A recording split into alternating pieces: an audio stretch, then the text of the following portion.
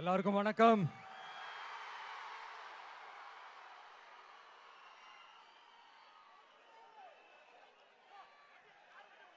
ஒரு நல்ல காரியத்தை ஸ்டார்ட் பண்றதுக்கு முன்னாடி எங்க இருந்து ஸ்டார்ட் பண்ணலாம்? நம்மள பிடிச்சவங்க இருக்கிற இடத்துல இருந்து ஸ்டார்ட் பண்ணலாமா? இப்படிலாம் நிறைய விஷயம் மனசுக்கு தோணும் இல்லையா? அது மாதிரி தமிழ்நாடே நமக்கு பிடிச்ச இடம் தான், நமக்கு மனசுக்கு ரொம்ப பிடிச்ச இடம் தான். தமிழ்நாட்டில் எங்க இருந்து வேணாலும் நம்ம ஸ்டார்ட் பண்ணலாம். பட் இருந்தாலும் நம்ம வீட்டு வாசல்ல இருந்து ஸ்டார்ட் பண்றதுன்னு ஒண்ணு இருக்குல்ல. நம்மள பெத்த அம்மா இருக்கிற இடத்துல இருந்து அவங்களோட ஆசியோட ஸ்டார்ட் பண்றதுன்னு ஒண்ணு இருக்குல்ல. அதானே ஒரு பிரைட்டான ஒரு சைனா இருக்கும், ஒரு ஒளியோட, ஒரு வெளிச்சத்தோட. சோ இதெல்லாம் மைண்ட்ல நினைச்சுக்கிட்டு தான் உங்க விஜய் உங்க பெரம்பூர் தொகுதியிலிருந்து, நம்ம பெரம்பூர் தொகுதியிலிருந்து நம்ம பிரச்சாரத்தை ஸ்டார்ட் பண்ணணும்னு முடிவு பண்ணிட்டேன். வட சென்னையில் ரொம்ப மிகப்பெரிய அடையாளத்தில் ஒன்றா இருக்கிற நம்ம பெரம்பூர் தொகுதியில் நம்ம லூர்ட்ஸ் அன்னை சர்ச் இருக்கிற பிரசன்ன லட்சுமி நரசிம்மர் கோயில் இருக்கிற பல புகழ்பெற்ற மசூதிகள் இருக்கிற இந்த பெரம்பூர் தொகுதியில நம்ம பிரச்சாரத்தை ஸ்டார்ட் பண்றோம். உன்னை மனசார நேசிக்கிற, உன்னோட மக்கள் இருக்கிற, உழைக்கிற, உழைப்போட வாசனை இருக்கிற அப்படிப்பட்ட ஒரு பகுதியிலிருந்து உன் பிரச்சாரத்தை ஸ்டார்ட் பண்ணி விஜயனை மனசு சொல்லிச்சு. அதனாலதான் நான் இங்க இருந்து ஸ்டார்ட் பண்றேன். என் நெஞ்சில் குடியிருக்கும் பெரம்பூர் தொகுதி மக்களே, பெண்கள் பாதுகாப்பு இல்லாத, சட்டம் ஒழுங்கு சரியில்லாத, போதை பொருள் அதிகமா இருக்கிற நம்ம தமிழ்நாட்டை நம்ம காப்பாத்தி ஆகணும். தமிழ்நாட்டை இப்படி ஒரு நிலைமைக்கு கொண்டு வந்தது யாருன்னு நான் சொல்லிதான் உங்களுக்கு தெரியணும்னு அவசியம் இல்ல. தீய சக்தி திமுக தான் காரணம். இப்படி ஒண்ணுத்துக்குமே உதவாத இப்படி ஒரு ஆட்சியை நடத்திட்டு விரைவில் விடை பெற போகும் ஸ்டாலின் சார் தான் காரணம்.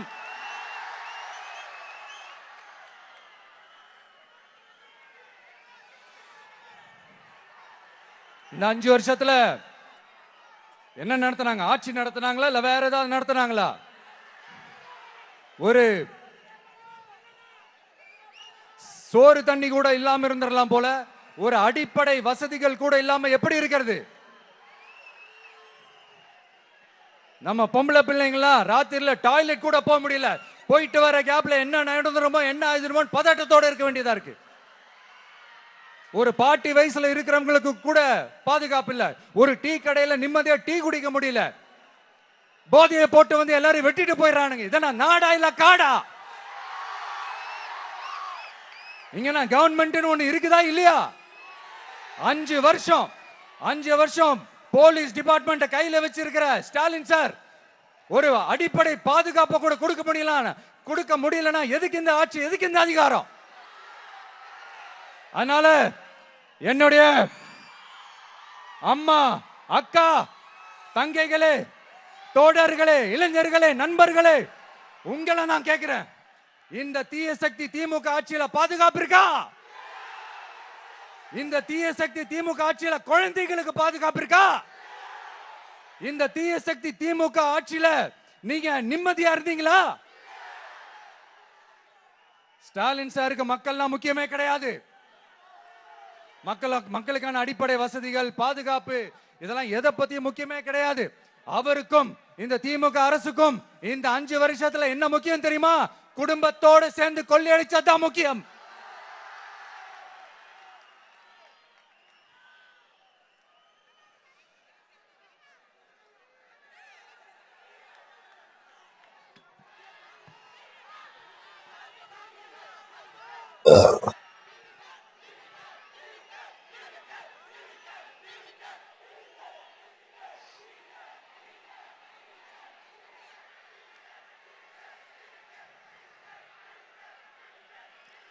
நான் முன்னாடியே சொன்ன மாதிரி டாஸ்மாக்ல மட்டுமே இது வரைக்கும் 1000 கோடிக்கு மேல ஊழல். இது வெளியே தெரிஞ்சது. வெளியே தெரியாத வரைக்கும் இன்னும் எவ்வளவு இருக்குதோ. அதே மாதிரி நகராட்சி துறையிலையும் 1000 கோடிக்கு மேல ஊழல். நம்மள பசங்க பிள்ளைங்க எல்லாம் படிச்சுட்டு வேலை தேடி எங்கெல்லாம் எப்படியெல்லாம் அலையறாங்க. அதுக்கு இந்த கவர்மெண்ட் என்ன செஞ்சிருக்காங்க தெரியுமா? இந்த நகராட்சி துறையில வேலை வாங்கி தரதா சொல்லிட்டு கோடிக்கணக்கான பணத்தை லஞ்சமா வாங்கிக்கிட்டு தகுதியானவங்களுக்கு வேலை வாய்ப்பை இல்லாத அளவுக்கு பண்ணிருக்காங்க. இதெல்லாம் எவ்வளவு பெரிய ஒரு ஏமாத்து வேலை. அதனால நம்ம தம்பி தங்கைகளே, உங்களுக்கான வேலை வாய்ப்பு இல்லாத இந்த ஸ்டாலின் சார் சர்க்காரை என்ன பண்ணலாம்? தூக்கி வீசி அறிவோமா? உங்களுக்கு பாதுகாப்பு இல்லாத, உங்களுக்கு வேலை வாய்ப்பு இல்லாத இந்த தீய சக்தி திமுக அரசு என்ன பண்ணலாம்? தூக்கி வீசி அறிவோமா? அடுத்து வண்டியா வச்சிருக்கிற பணத்தை என்ன பண்றதுன்னு தெரியாம இப்ப உங்க எல்லார்கிட்டையும் கொடுத்து எப்படியாவது ஜெயிச்சிடலாம்னு கனவு காணிட்டு இருப்பாங்க. நான் முன்னாடியே சொன்ன மாதிரி எல்லாத்தையும் வாங்கிக்கங்க. வாங்கிக்கிட்டு அவங்க காதுலயே விசில ஊதி அனுப்புங்க. எப்படி? அவங்க செவிலே விசில ஊதி அனுப்புங்க.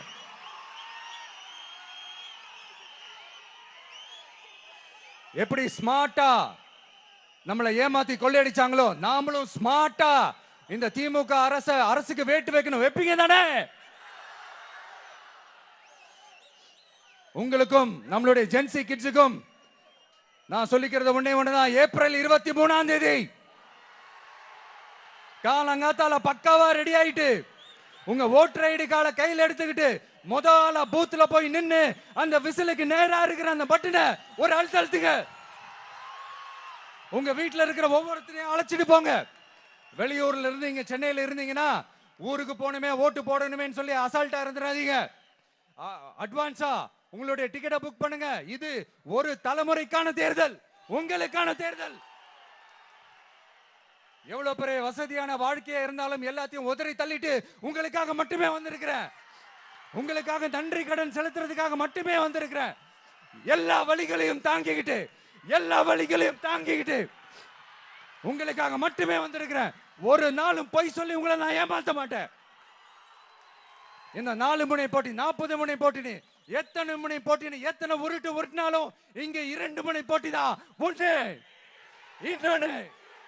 ஒன்னு டிவிகே, இன்னொன்னு டிஎம்கே. மக்கள் விரோத ஆட்சி நடத்துற ஸ்டாலின் சார் வேணுமா? மக்களை நேசிக்கிற விஜய் வேணுமா? அவ்வளவுதான் இந்த தேர்தலே. அதனால உங்க விஜய்க்கு, உங்க அண்ணனுக்கு, உங்க தம்பிக்கு, உங்க பிள்ளைக்கு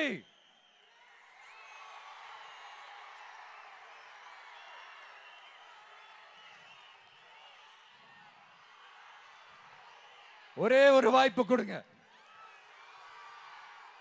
தயவு செஞ்சு விசில் சின்னத்துக்கு ஓட்டு போடுங்க.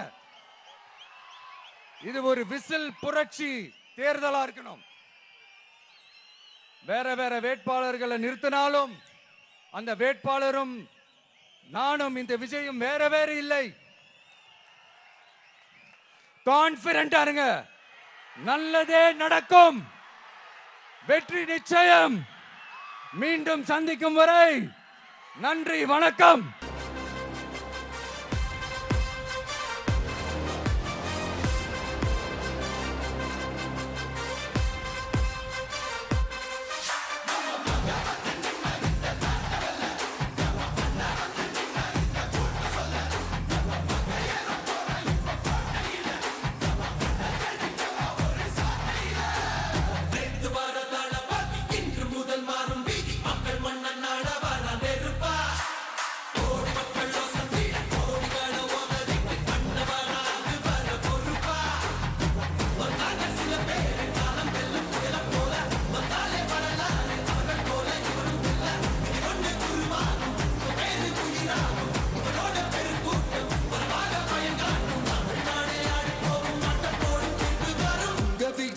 விஜய் உயிர் என்ன வரனா?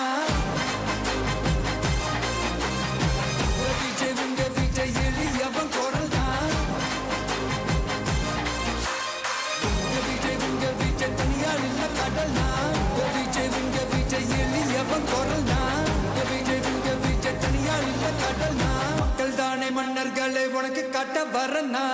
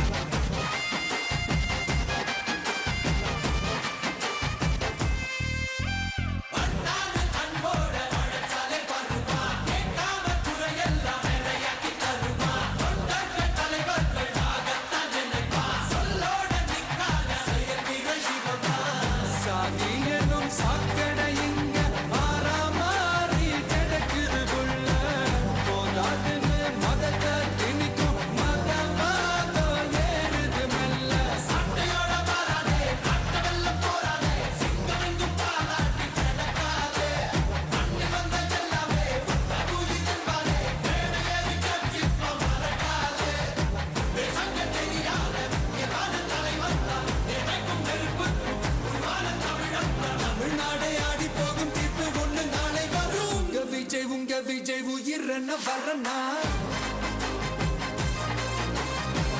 விஜய் உங்க விஜய் எளியவன் குரல்னா